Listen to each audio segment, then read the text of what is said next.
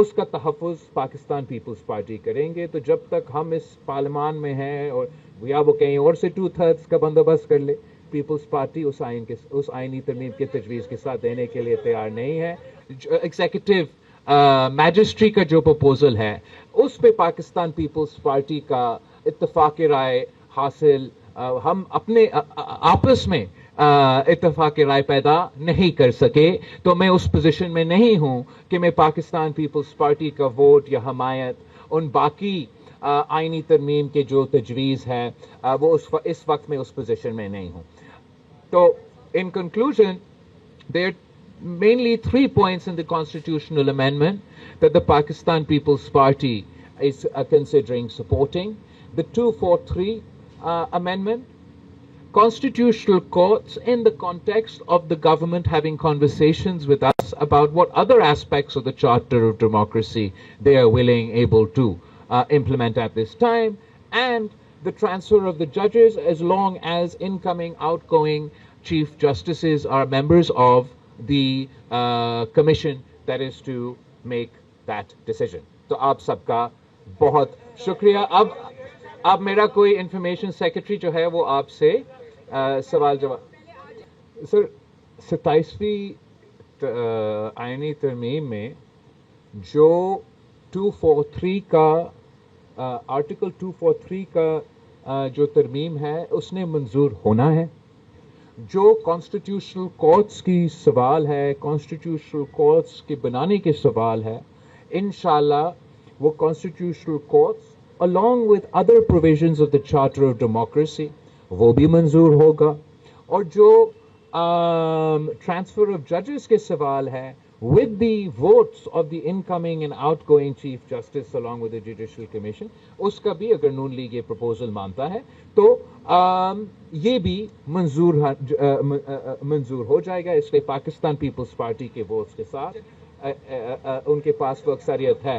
جو باقی آپ نے پوائنٹس اٹھائے ہیں, جو ان کا تجویز تھا کہ صوبائی شہر کو جو تحفظ دیا گیا ہے آئین میں, کہ آپ کا آئین کہتا ہے کہ صوبے کے جو NFC ایوارڈ کے مطابق شہر ہے وہ بھر سکتا ہے, کم نہیں ہو سکتا, اس کا تحفظ پاکستان پیپلز پارٹی کریں گے. تو جب تک ہم اس پارلیمان میں ہیں اور یا وہ کہیں اور سے 2/3 کا بندوبست کر لے, پیپلز پارٹی اس آئینی ترمیم کے تجویز کے ساتھ دینے کے لیے تیار نہیں ہے. اور ویسے ہی جو باقی ترمیم کا میں نے ذکر کیا ہم حمایت کرنے کے لیے تیار نہیں. تو وہ سیکشنز تو پاس اس وقت نہیں ہو سکتے. جو 3 جس کا میں نے ذکر کیا ہائی چانسز ہے کہ وہ پاس ہوں گے. ادھر سے ایک منٹ آپ کی ایک اور اتحادی ہے پاکستان وہ آئین میں نئے باپ کا اضافہ چاہتی ہے کے حوالے سے. جہاں تک بلدیاتی نظام ہے, پاکستان پیپلز پارٹی بلدیاتی نظام پہ ترجیح دیتی ہے. ہم نے ہی آئین میں جتنا تحفظ ملا ہے وہ پاکستان پیپلز پارٹی نے دلوائی ہے. خاص طور پہ یہ جو مسلسل کوشش کیا جاتا ہے کہ غیر جماعتی بلدیاتی نظام بنے, اس کا مخالفت کرتے آ رہے ہیں. اس وقت ملک میں جتنے بھی, اگر آپ امپارشل انالیسس کریں چاروں صوبوں کی بلدیاتی نظام کے لیجسلیشنز کے, تو پختونخوا کا آپ بلدیاتی نظام لوکل باڈیز ایکٹ نکالے, آپ پنجاب کا جو ابھی بلدیاتی نظام کا ایکٹ پیش کیا ہے اس کا کمپیریسن کرے, اور آپ کا صوبہ سندھ کا بلدیاتی نظام کا انالیسس کرے, تو سب سے زیادہ سیاسی, ایڈمنسٹریٹو اینڈ فائنینشیل خود مختاری سندھ کا بلدیاتی نظام, مطلب پاکستان پیپلز پارٹی کی بلدیاتی نظام دیتے ہیں.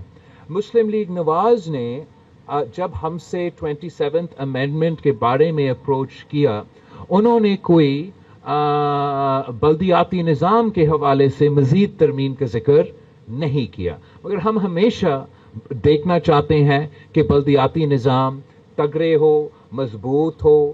ماشاءاللہ پہلی بار تاریخ میں پاکستان پیپلز پارٹی نے کراچی اور سندھ کا میئر کا الیکشن جیت چکے ہیں. اب آپ یہ دیکھ لیں کہ کہ جو بلدیاتی لیجسلیشن اس وقت سی سی میں بات ہو رہا تھا تو اس لیے مجھے پتا ہے جو پنجاب اسمبلی نے پاس کیا انہوں نے تو لاہور کا میئر کا جو پوزیشن ہے وہ ختم کر لی. اب میں آپ سے پوچھتا ہوں کیا آپ لوگ مجھے یہ اجازت دیتے؟ کیا ری ایکشن آتا اسی پریس کانفرنس میں اگر میں کہتا کہ آج کے بعد میئر کراچی نہیں ہوگا اور جو ٹاؤنز ہے ان کے چیئرمین جو ہے وہ اپنے ٹاؤنز کا ذمہ داری لے؟ تو every province has their own contacts, مگر میرا خیال میں جو سب سے مضبوط، سب سے تگڑا، سب سے خود مختار بلدیاتی نظام اس وقت ملک میں موجود ہے وہ صوبہ سندھ میں موجود ہے. ہمیشہ بہتری کی گنجائش رہتا ہے اینڈ ہم we are happy to talk to anyone who sees room for improvement in our local body. Like کریں اور بیل دبائیں تاکہ کوئی خبر رہ نہ جائے.